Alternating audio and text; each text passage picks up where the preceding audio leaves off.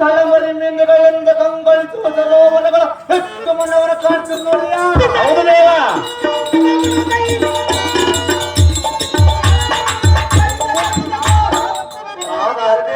ಭೂಪತಿ ಹೋಳಿಗೆ ನಮ್ಮ ಮಾವನಾದ ಕಮಲರಾಜನ ತನ್ನ ಮಗಳಾದ್ರದ ದೇವಿಗೆ ಮೆರೆಸಲಿಕ್ಕೆ ನಿರ್ಮಿಸಿಕೊಟ್ಟಂತೆ ಕಾಣುತ್ತದೆ.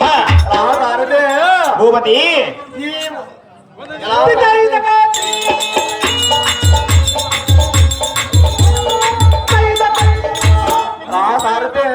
ಭೂಪತಿ ಈ ವನದಲ್ಲಿ ಸ್ವಲ್ಪ ಹೊತ್ತು ವಿಶ್ರಮಿಸಿಕೊಂಡು ಹೋದರಾಯ್ತು.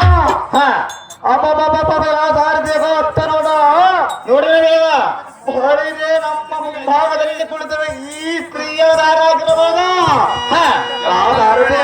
ಭೂಪತಿ ನೋಡಿದರೆ ಸುಂದರಿಯಾದ ಎಂದು ಕಾಣ್ತೇವ. ಹೌದು ದೇವ. ರಾಧಾರತೆ ಭೂಪತಿ ಈ ವನದಲ್ಲಿ ಸಂಚರಿಸುವ ವರ್ಣತ್ವೇರಾಗಿರಬಹುದೇ.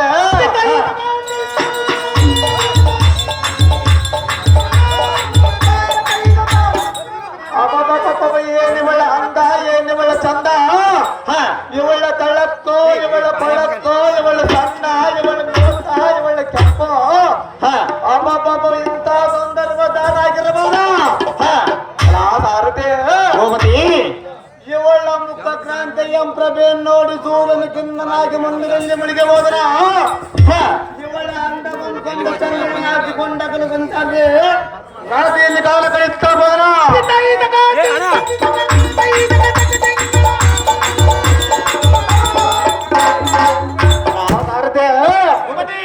ಅಬ್ಬಬ್ಬ ಇವಳ ಸೌಂದರ್ಯ ವಹಿಸುತ್ತಿರದ ರಾಧಾರತೆ ಭೂಪತಿ ಏನಾದರಾಗಲಿ ಇವಳನ್ನು ಮಾತ್ರ ಆರಿಸಿ ನೋಡುತ್ತೇನೆ.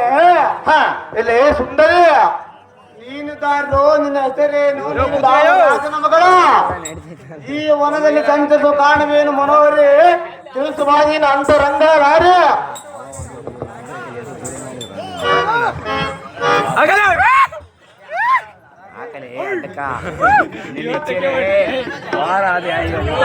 ಆಹೋ ಪುರುಷಾಧಿಕಮಣಿ, ಅದೇ ಸುಂದರಿ ನನ್ನನ್ನು ದಾರ ಎಂದು ಕೇಳುತ್ತಿರುವೆಯಾ? ಸುಂದರಿ ನೀನು ದಾರು, ನಿನ್ನ ಹೆಸರೇನು? ನಾನು ದಾರಕ್ಕೆ ಬೇಕು ಸುಂದರಿ.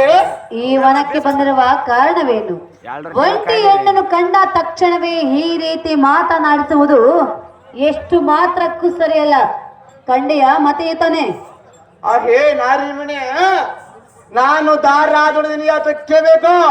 ಅಯ್ಯೇ ಸುಂದರಿ, ನೀನೇನು ಅಸ್ತಿನಿಯೋ ಚಿಕ್ಕಿನಿಯೋ ಭಕ್ತಿನಿಯೋ ಅಥವಾ ಸಂಖ್ಯೆನಿಯೋ? ಈ 4 ಜಾತಿ ಸ್ತ್ರೀಯರು ನೀನಾರು ಪೈಕಿ ಹೇಳು. ಆಮೇಲೆ ಎನ್ನ ಸಂಗತಿ ತಿಳಿಸ್ತೇನೆ. ಸೋತೆ ತಿಳಿಸಿ ನಿನ್ನ ಮನ ಬಂದದೆ.